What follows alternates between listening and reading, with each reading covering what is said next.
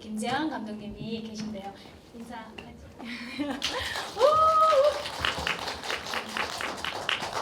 반갑습니다. 김재환입니다. 하늘을 지금 해주셨어야 되는 것 같아요. 앉아서 이야기를 나눌까요, 감독님? 네. 또 칠곡군에서 성인문예 강사 일을 하고 있습니다. 박영옥입니다. 반갑습니다. 뒤쪽에 할머니들이 계신데 제가 마을에 수업을 나가는 어머님들이시거든요. 제가 이걸 한다고 하니까 같이 영화도 보러 가주시고 해서 너무 기쁘고요. 감사합니다. 특히나 근데 어쨌든 분위기나 색깔 면에서는 칠곡 가시나들은 굉장히 다른 내용이라는 생각이 들더라고요. 저는 특별히 이 영화를 찍게 되신 뭐 계기나 이런 게 있으신지. 제가 그 전에 이제 만들었던 영화들을 이렇게 쭉 5번째 개봉을 한 영화고 지금 AB 사장인 최승호 사장님이 만든 자백 같은 프로듀서로 참여하고 했었는데 그전 작품들을 이렇게 쭉 보신 분들은 같은 사람이 만든 게 맞냐고 그렇게 얘기를 하시더라고요. 근데 제가 이제 그 전에 작품을 만들면서 개봉하는 과정까지 되게 좀 어려웠던 적이 많았거든요. 사행금지 가처분 신청이나 트루먼쇼 때나 코바디스 때는 이게 또 막 계속 소송이나 내용 증명이나 이런 부분들 때문에 힘든 부분들이 좀 있었는데 저희 어머니가 저는 이제 어머니가 꼭 친구분들이랑 같이 제 영화를 보러 오세요. 여기서 친구로 하면 어머니의 이제 친구인 교회 동료 권사님들을 얘기하는데요. 그래서 이제 CGV 여기서 일렬로 쫙 이렇게 앉아가지고 권사님들 보시는데 코바디스 같은 작품은 세계에서 제일 큰 교회 목사님께 예수 믿는 사람 맞습니까? 라고 제가 질문도 드리고 이러니까 영화 끝날 때까지 이제 동료 권사님들이 이렇게 침묵을 지키시는 그런 일들이 벌어지고 했었는데 어머니랑 이제 식사를 하는데 그러시더라고요. 친구들이랑 가르르 웃을 수 있는 영화 한 편만 만들어주고 네 마음대로 살아라고 그렇게 얘기하셔가지고 그래서 이게 이제 점심 먹고 돌아와서 가는데 어머니 뒷모습을 보니까 연세가 드셨나 하는 생각도 좀 들고 그게 저한테는 조금 부담으로 있었던 것 같아요. 그러다가 시 팟캐스트에서 이제 우연히 칠곡의 어르신 이분들은 아닙니다. 다른 분들이 쓰신 글을 이제 당신들의 카랑카랑한 목소리를 읽어주시는 글을 이렇게 들었는데 이게 영화는 망해도 효도는 성공하겠다. 이제 그 생각을 가지고 칠곡을 갔어요. 2016년 초에 이제 어르신들을 처음 만났고 그리고 이제 올해 개봉했습니다. 시골에 있는 노년 여성들을 다룬다, 휴먼 스토리를 다룬다. 그럼 딱 연상되는 게 있잖아요. 그게 왜 그렇게 이게 슬픔이라는 그런 필터를 끼고 노년을 바라볼까라는 그에 대한 불편함 같은 게 사실 있었거든요. 그 외에 다른 색깔이 별로 잘 안 드러났죠. 미디어 같은 데도 그렇고 영화에도 마찬가지고. 그래서 사실 시골 배경으로 시니어들을 다룬다는 것 자체가 제작자한테는 여기서 무슨 새로움을 내가 줄 수 있을까에 대한 부담이 사실 있는데 그러니까 저는 이제 어르신들 이렇게 일상을 한 6개월 정도 이렇게 지켜보니까 칠곡 가시나들이 6글자의 이제 기획 의도를 썼어요. 한 줄을. 그것도 6글자입니다. 재밌게 나이듦이라고. 제가 보니까 제가 생각했던 것보다는 훨씬 더 잘 살고 계시더라고요. 훨씬 더 재밌게 살고 계시고요.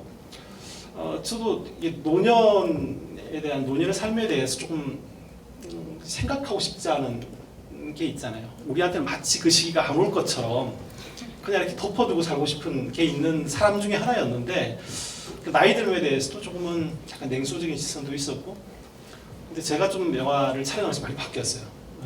많이 배웠습니다. 어르신들한테.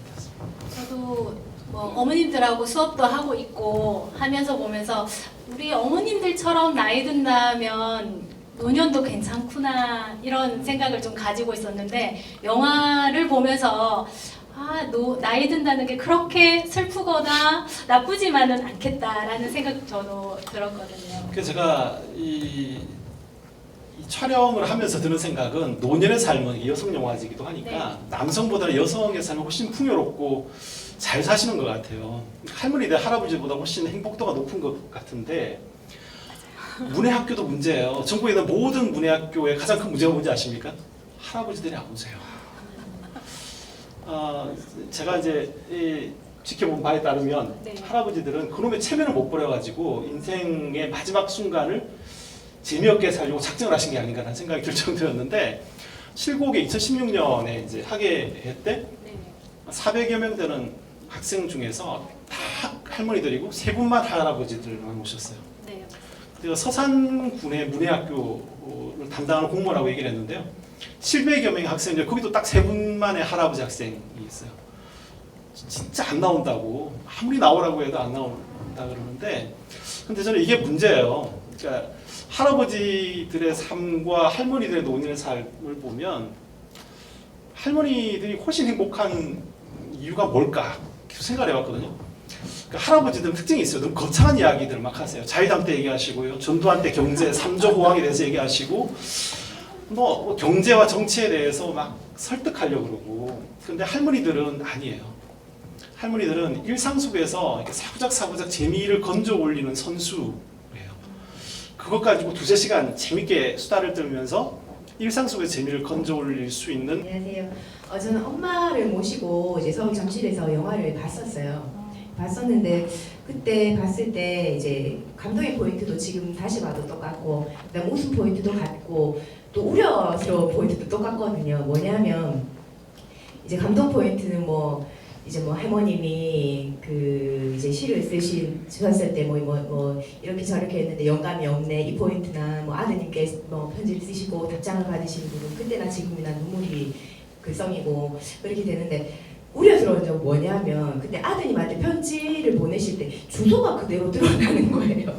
그래서 그 부분이 혹시나 이제 아드님이 우려하시진 않으셨는지 그게 오늘도 또 똑같은 포인트에서 괜찮은가 싶더라고요. 네, CG로 숫자를 몇 개 집어 가렸고 그렇게 했습니다. 안 보이시는 그 작업들을 다 한 것입니다.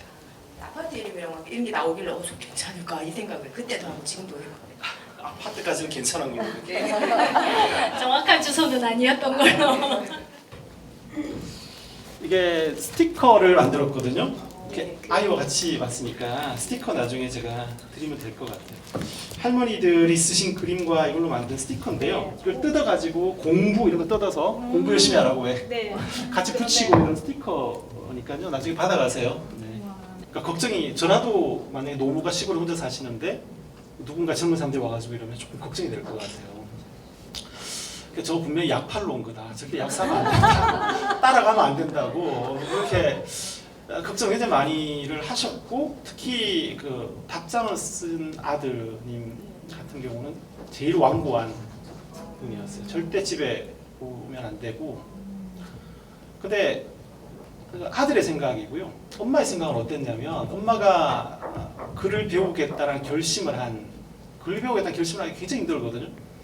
그러니까 이게 동료 또래 집단 다른 할머니들의 편견을 넘어서야 됩니다. 거기 가서 뭐 해야 하는 얘기들을 듣거든요. 그리고 내가 이거 글을 배우러 간다면 가족들은 어떻게 생각할 건가? 손주가 부끄러워하지 않을까에 대한 허들도 넘어야 되거든요. 그걸 모른다는 걸 인정을 한다는 거에 대한 부담이 있어요. 근데 그걸 어떻게 넘어서셨냐면 아들한테 편지를 써보고 싶다라는 게 있었어요. 그리고 손주가 유치원에서 삐뚤빼뚤 이렇게 편지 보내온 거에 답장을 하고 싶다.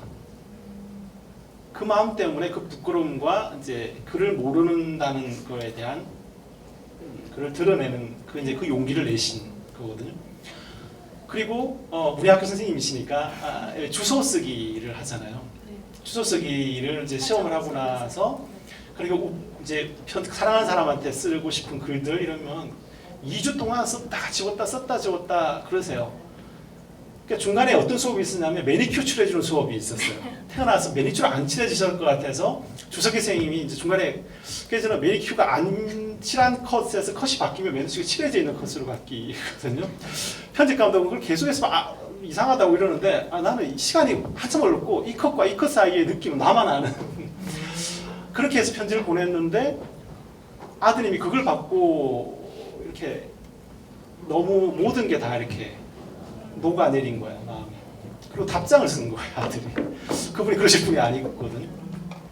그리고 그 답장을 이제 이렇게 받으시는데 그래서 저는 아드님한테 그 마음을 알고 있으니까 왜 글을 배우러 나오신 줄 알고 있으니까 그 쓰셔가지고 우체국에 걸어가는데 그날 아침 제가 너무 막 가슴이 뛰는 거예요. 왜냐하면 글을 모르면요 공간이 두려움을 주거든요. 전국에 그런 어르신들이 굉장히 많아요. 2017년 평생교육진흥원 조사에 따르면 311만 명의 비문예자가 있다고 하거든요. 농촌경제진흥원 조사 연구한 것에 따르면 100만 명 이상이 시골에 있는 어르신들 그리고 그 중에 거의 대부분 여성이라는 연구도 있거든요. 공간에 대한 두려움이 있어요, 이분들은. 일제시대 때부터 저 마을에 우체국이 있었는데 단 한 번도 들어가 보지 못했어요. 저 내 공간이 아닌 거예요. 그리고 칠곡 가신 아들 주인공에 나오셨던 할머니들 태어나 처음 본 영화가 칠곡 가신 아들입니다. 영화관에 한 번도 가신 적이 없어요. 그러니까 이 공간 자체가 우리한테 일상의 공간이라도 어떤 분들한테는 정말 생애 첫 경험이거든요. 90이 다 돼가지고. 우체국도 그런 거예요. 농협 정말 부담스러워 하시는 어르신 정말 많거든요. 내가 글을 모른다는 거 알고 있는 그 직원이 약간 한가할 때만 계속 눈치 보다가 가서 써달라고. 그러니까 우리한테 일상이 너무나 일상적인 그 공간, 그 좁은 마을의 공간이 이 어르신들한테는 일생의 첫 경험인 공간일 수가 있거든요. 근데 그렇게 된 게 어디서 왔냐? 사실 뭐 일제시대에 한글 못 쓰게 한 것도 있었지만 가장 기본적으로는 여성이라는 이유로 그런 거거든요. 가시나라는 이유로. 왜 가시나는 공부하면 안 되는데요? 이 말이 이까지 올라왔는데 근데 제주도에서 강원도까지 전국의 8090 할머니들 문예학교 할머니들 만나봐도 공통된 그런 상처들이 있어요. 가시나라서. 그리고 가정폭력에 대한 학교 가고 싶다 할 때 맞았던 이야기. 강금인 할머니 같은 경우는 그 가족들이 이렇게 이제 다시 이제 산소 간다고 다 떠나고 간 다음에 못 들어가시더라고요. 정말 느릿느릿 저는 이제 담장 너머에서 이렇게 촬영을 하고 있는데 느릿느릿 한 바퀴 마을을 이렇게 이제 마을이란다 마당을 도신 다음에 평상에 앉은 다음에 땅을 바라보고 아무것도 안 보여요. 아무 생각이 없고 사랑하는 손주가 떠났다는 거 외에는 아무 생각이 없는 거예요. 그 10여 분을 그렇게 앉아 계시는데 저희도 가만히 있었거든요. 가만히 있었어요. 근데 그 순간이 저한테는 굉장히 저희 외할머니, 친할머니는 굉장히 오래전에 돌아가셔서 기억이 별로 없는데 추억이 외할머니의 마지막이 저러셨겠구나.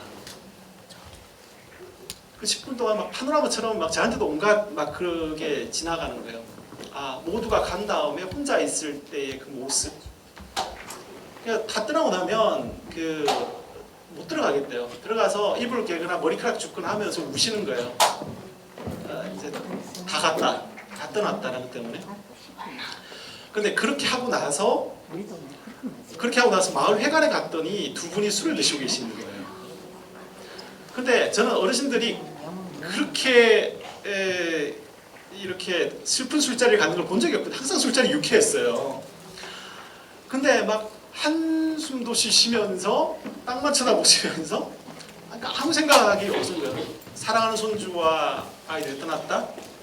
다음 명절에 모두 모이기 전까지 나는 살아있을까? 아무 생각이 안 나는 거예요. 그 생각밖에는.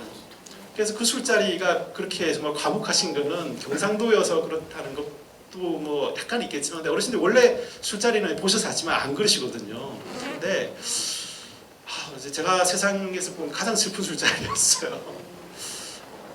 저도 그 평상에 앉아 계시는 어머님을 보면서 저희도 이제 사남이녀로 굉장히 자식이 많다 보니까 어머님이 혼자 계시거든요. 이제 북적북적 하다가 또 떠날 때는 일순간 다 돌아가게 되잖아요. 남아있는 엄마의 모습이 저렇지 않을까 하는 생각이 좀 들면서 또 괜시리 저도 슬퍼지더라고요. 칠곡에만 그때 당시 2016년에 27개인가 학교가 있었는데 사실 그걸 몰랐어요. 저는 칠곡하면 칠곡군이 그렇게 넓은지도 몰랐고 그날 이렇게 가면 이제 일주일에 2번 수업이 있다니까 한 2주 정도 해가지고 여기저기 이렇게 쫙 뵙고 효도하면 되겠구나 생각을 했는데 갔더니 27개의 학교가 있다 그러고 군이 너무 넓어요. 그래서 그 수업을 거의 뭐 이렇게 참 많이 돌아다녔거든요. 거의 대부분을 다 돌았는데 20개 이상을 20몇 개를 돌았는데 한 3개월 가까이 걸렸어요. 다 참관하고 돌아오는데. 근데 제가 이제 양목을 촬영을 하기로 이렇게 했더니 칠곡군에서는 왜 거기서 촬영한 잘못 생각한 거 아니냐고. 더 글을 잘 쓰는 분들도 있고 더 재밌는 분도 있고 또 오지 같은 데도 있고 풍광이 좋은 데도 있는데 왜 거기냐고. 네. 근데 저는 이렇게 골목길 같은 정치가 현지에 있는 분들은 양구에 있는 분들 다 그러세요. 우리 마을이 이렇게 예뻤어요 이러시는데 10대 때 보통 다 이분들은 이제 결혼을 하셔서 오셔가지고 거의 70년 이상을 친구 관계로 계신 분들이에요, 다들. 그래서 이제 저는 이게 노년의 이게 삶이 이게 더 이렇게 아름다워지고 더 행복해지려면 이런 관계 때문에 그런 부분들이라고 생각이 되거든요. 영감보다 친구더라. 할머니도 표현에 따르면 영감보다 친구라고. 그게 이 관계가 살아있는 부분들이 참 좋아서 그런 부분들이 좀 도시 있는 분들한테 좀 보였으면 하는 생각이 있어서 그래서 양목을 선택했는데 다들 왜 양목이냐고 칠곡분들이 저한테 그러셨어요. 그 제일 앞에 빨래터 장면 있잖아요. 그 할머니들 빨래하러 나오셨던 그 장면에서 그 할머니들이 입고 있던 의상이 너무 화려하다고 혹시 빨래 촬영한다고 할머니들 차려입고 나오셨는 거 아닌가 뭐 그런 얘기 했는데 할머니들의 의상은 기본적으로 화려하시. 이 할머니들은 다 한 군데서 옷을 하시는데요. 진영주단이라고 양목장이 있는 거기에 반장 할머니의 사돈댁입니다. 그래서 거기 가서 이렇게 쫙 이렇게 그것도 참 여러 번 가서 옷 사는 것도 찍었는데요. 쫙 보면 어르신들이 좋아하는 옷이 다 이렇게 꽃 배경에 화려하고 가격은 보통 10,000원, 12,000원 뭐 이런데 되게 화려한 의상들이 많은데 특히 이제 저희가 한 달에 2번 내지 3번 출장을 와가지고 여러 날씩 이렇게 자면서 촬영을 했거든요. 저희가 오면은 특히 신경을 쓰시는 것 같고 그리고 빨래터에서 빨래하시는 분들은 지금 2-3분밖에 안 계신데 나머지 분들도 따라오신 거예요. 제가 보기는. 근데 재밌었던 게 이제 빨래터에 이게 동안동인데요. 한 200m 정도 떨어진 데인데 빨래터에 앉아서 거기도 또 한잔 하시고 계속 이러시다 보면 딴 분들이 또 빨래를 하고 오세요. 동네 분들이. 그런데 아이고 이 세댁은 어떤 집 세댁인고 하는데 그 세댁이란 분이 76세. 그럼 또 세댁이라고 또 했다고 기분이 좋아가지고 또 막걸리 한 잔 주시고 또 커피 믹스 커피 또 타 오시고. 그러니까 이게 빨래 씬만 빨래하고 제가 나물 캐는 거 얼마나 찍었겠습니까? 근데 나물 캐는 게 제일 마지막에 가야 된다고 생각을 했었어요. 사계절을 양목에서 보낸 다음에 어떤 씬으로 어떤 계절에서 끝내야지라는 그걸 결정하겠다고 생각을 했는데 제가 이제 1년을 다 거치고 나니까 봄에 끝내고 싶었어요. 뭔가 설레하고 이런 분들은 약간 봄 내용 같은 게 있고요. 또 하나는 봄나물 캐러 가는 장면이 저는 너무 좋았어요. 90살에 친구랑 같이 봄에 나물이 올라올 계절이 되면 또 같이 수다 떨면서 가시는 그 모습. 그래서 그 마지막 그 장면이나 마지막 씬이 사실 이 영화 전체라고 저는 생각을 해요. 하시는데 너무 걱정되고 보는데 불안했어요. 그쪽이 어딘지 궁금하고요. 그리고 전 다큐멘터리 영화를 처음 봤거든요. 이런 영화는 처음 봤는데 정말 잘 봤습니다. 이게 칠곡과 구미의 경계선에 있는 데가 금오산인데요. 할머니들에게 추억의 장소예요. 그러니까 자녀들 키우기 위해서 지독한 노동에 시달렸거든요. 그런데 여름철에 그렇게 돈이 여유 있지 못하니까 자녀들도 많고 교육시켜야 되고 어떤 분은 또 계속 다 대구로 또 학교 보낼 정도로 어떻게 공무원 키우고 가수 이렇게 나오셨다 떨어진 것도 참 자녀들 다 공무원이에요. 교육에 정말 우리의 부모님 세대가 다 그러셨지만 그렇게 해서 교육을 시켰거든요. 그런데 그분들이 지독한 노동에 시달리다가도 정말 더울 때 일 안 할 때 며칠 있잖아요. 그때 피서의 장소가 어디냐? 금오산 폭포였어요. 그러니까 죽기 전에 가보고 싶다는 생각이 있어가지고 어르신들께서 이제 계획을 이렇게 세우셨어요. 그래서 꽃가라 진짜 옷을 입고 있는데 폭우가 쏟아지는 거예요. 근데 저는 아직도 잘 모르겠어요. 이게 어르신들이 가시길 원하면 지금 따라가고 어르신들의 계획을 세운 것이고 그렇게 가는데 이걸 어떻게 해야 될지 모르겠는 거예요. 이거 비 오시니까 위험하시니까 다른 나라 가시는 게 좋겠습니다라고 얘기를 하는 게 맞는 건지 아니면 어르신들께서 위험을 감수하고도 정말 내가 설렜던 지독한 노동 속에 나의 피로를 씻어주던 그 장소 죽기 전에 가보고 싶다는 그 설렘 그러다 갑자기 비가 오니까 너무 실망을 하셨는데 가시기로 결정을 하셨어요. 근데 케이블카에서 내리면 한 저희 걸음으로 5분 어르신들 걸음으로 이제 이 정도 이렇게 갔는데 다른 제가 이제 어르신들이 많이 상영 많이 보러 오신 데서 보면 그때 넘으실 때 다 받으려고 이렇게 그런데 근데 그때 제가 또 깨달은 게 있어요. 그게 이제 나이가 관계없이 정말 나를 설레게 하는 뭔가가 필요하거든요. 일용할 설렘이라고 제가 이름을 붙였는데 일용할 설렘이 필요해요. 나이에 관계없이. 그게 정말 욕망이 거세된 존재가 아니고요. 시니어들 우리 할머니들도 다 뭔가 하고자 하는 게 있고 어떤 오늘의 일용할 설렘을 찾아서 오늘도 재밌는 오늘이 왜 정말 치열하게 재밌게 살려고 하거든요. 선생님 이렇게 보시잖아요. 이렇게 그죠? 저희도 가끔 봄 되면 어머님들 소풍 가고 싶다. 뭐 가을 되면 단풍 구경 가고 싶다. 무릎이 너무 아프고 그렇게 하시면 안 되는데도 가고 싶. 가려고 그러시고 또 행차를 하시거든요. 근데 거기다가 참으로 확 끼얹는 존재가 누구냐면 가족이더라고요. 나 넘어지면 큰일 난다고 하면서 저 부모님이나 이제 할머니 할아버지들한테 뭔가 설레려고 뭔가 이럴 때 격려해주고 좋은 리액션으로 이렇게 막 고무해주고 하는 게 아니라 거기 참으로 끼얹는 존재가 또 가족이기도 하더라고요. 그래서 아직도 잘 모르겠어요. 저도 정말 저도 미치는 줄 알았습니다. 정말 미치는 줄 알았습니다. 네. 자기를 이렇게 이야기할 수 있는 그런 언어를 가진다는 것들이 되게 중요하고 삶에 있어서 굉장히 큰 부분을 차지한다는 느낌이 많이 들고 어머님들도 저희도 수업을 하다 보면 하나하나 알아가시면서 굉장히 기쁨을 많이 느끼시기도 하고 그리고 또 그 영화에서도 보면은 한글만 배우시는 게 아니라 뭐 시도 써서 도전하시기도 하고 노래 자랑에도 나가시는 게 그 도전이라든지 새로운 배움 같은 것들은 젊은 사람들의 어떤 전유물 같은 느낌이었는데 영화에서 나오시는 어머님들이 그렇게 막 도전하시면서 사시는 모습에서 또 행복하고 또 활기가 있지 않았나 그런 생각도 듭니다. 뭔가 새로운 걸 배우고 새로 시작을 했어요. 수업 시간에 트로트로 수업 많이 하시잖아요. 가사로 네, 그죠? 네. 그래서 막 용기를 가지고 2줄짜리씩 다시 태어났으면 가수할 기인데 끝. 네.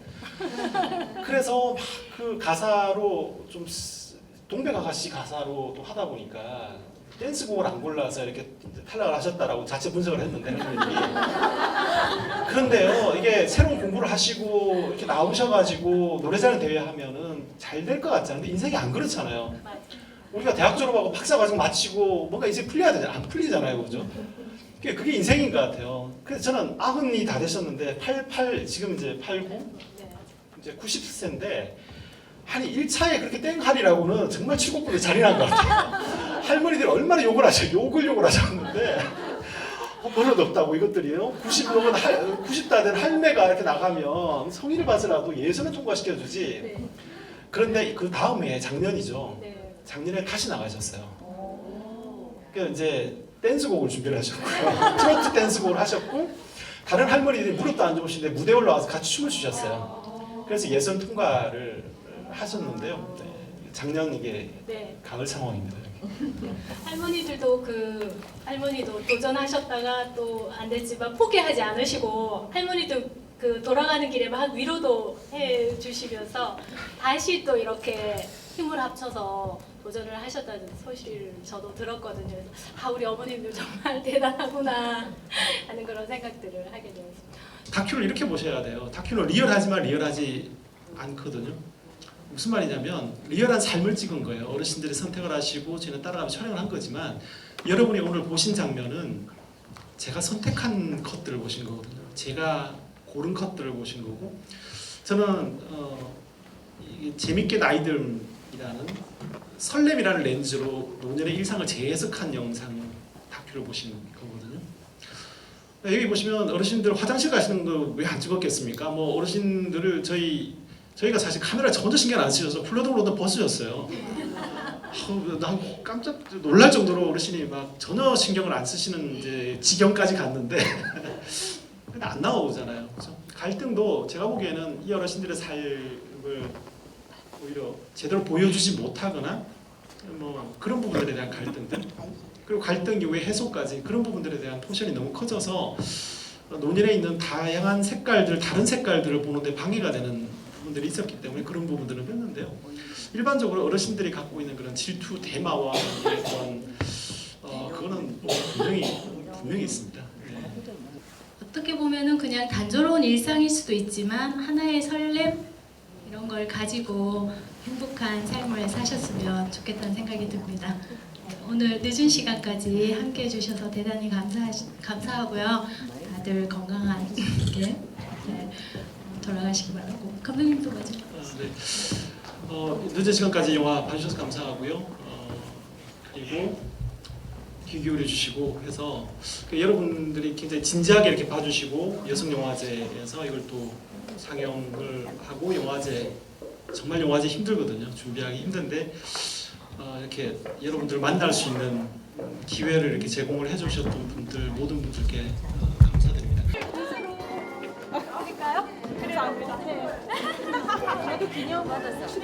이거 역사 안에 4개가 들어있어요. 감사합니다.